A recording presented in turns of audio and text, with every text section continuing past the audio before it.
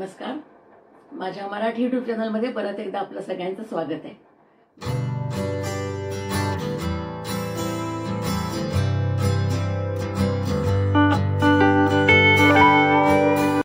श्रावण मासी हर्ष मानसी हिरवळ दाटे चोहीकडे क्षणात येते सरसर शिरवे क्षणात फिरूनी ऊन पडे.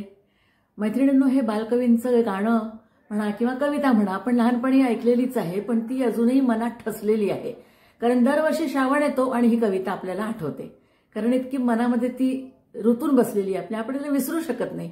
ह्याचं कारण असंच आहे की मागचा महिना जो आषाढ महिन्याचा सतत धार म्हणजे अगदी कडेकोट पाऊस चालू होता आणि शरीराला आणि मनाला दोन्हीला मरगळ आली होती. ती मरगळ या श्रावण महिन्यामुळे दूर झाली आणि मग श्रावण सोमवार आहे, श्रावण मंगळवार आहे, सगळे श्रावणातले सण चालू झाले की मग नकळत आपल्याला सगळा उत्साह येतो आणि शेतकऱ्यांनी जे बी पेरलेलं आहे ते सगळं अगदी डोलू लागतं वाऱ्यावरती आणि मग अगदी हिरवागार गालीच्या पसरलाय का असं आपल्याला वाटायला लागतं. आणि मग आहेच मैत्रिणींनो, मुलींना सासरी ज्या असतात त्यांना असं माहेरी यावंसं वाटतं. श्रावण महिना लागला, श्रावण सोमवारी झाला, उपास झाला की त्या मंगळागौरीच्या पूजेला यायला म्हणून माहेरी येतात. मग सगळ्या मैत्रिणी छान सजून धटून अगदी नटून थटून पूजा करतात मंगळागौरीची.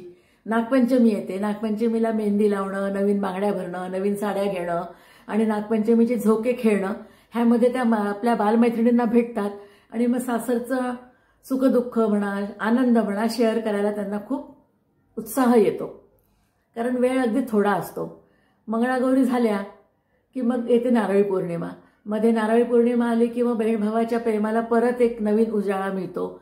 बहीण आपल्या हाताने काहीतरी गोड बनवून भावाला खाऊ घालते, राखी बांधते. भाऊ पण आपल्या आईपतीप्रमाणे तिला भेट देतो आणि दोघं आनंदाने जेवण जेवतात. त्याच्यामध्ये नारळी पौर्णिमेचा भात तर सगळ्यांना घरोघरी माहितीच आहे.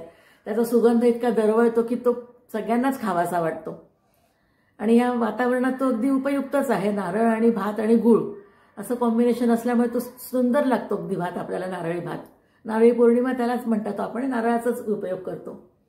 झाली राखी पौर्णिमा झाली की मग अजून उरलेल्या 2 मंगळागौरी आटोपल्या किंवा मुलींना आपली जायची वेळ लागतात सासरी.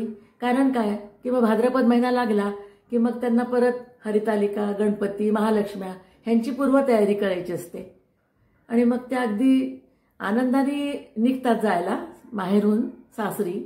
पण मनामध्ये थोडं कुठेतरी वाईट वाटतच असतं, पण त्याला इलाज नाही. ह्या संसार चक्र चालूच राहतं. परत त्या पुढच्या 6 महिन्यांनी म्हणा, दिवाळीला म्हणा माहेरी येतीलच. असं म्हणून श्रावण महिना कसा वाटतो बघा आपल्याला. श्रावणाकडे सगळीकडे बघितलं हिरवगार आणि हिरवागार शालू नेसलाय धरती असं वाटतं आणि तिचे जे रंगीबेरंगी फुलं असतात ते त्याच्या शालूवरचे बुट्टे वाटतात आपल्याला आणि सगळीकडे अगदी प्रसन्न वातावरण असतं. आणि मग हिरवे हिरवे गार गालीचे हरिततृणांच्या मखमालीचे अशा परत ओळी आठवतात आपल्याला आणि आपण श्रावण महिन्याला बाय बाय करायला तयार होतो आणि गणपतीच्या उत्साहाला तयार होतो. नमस्कार.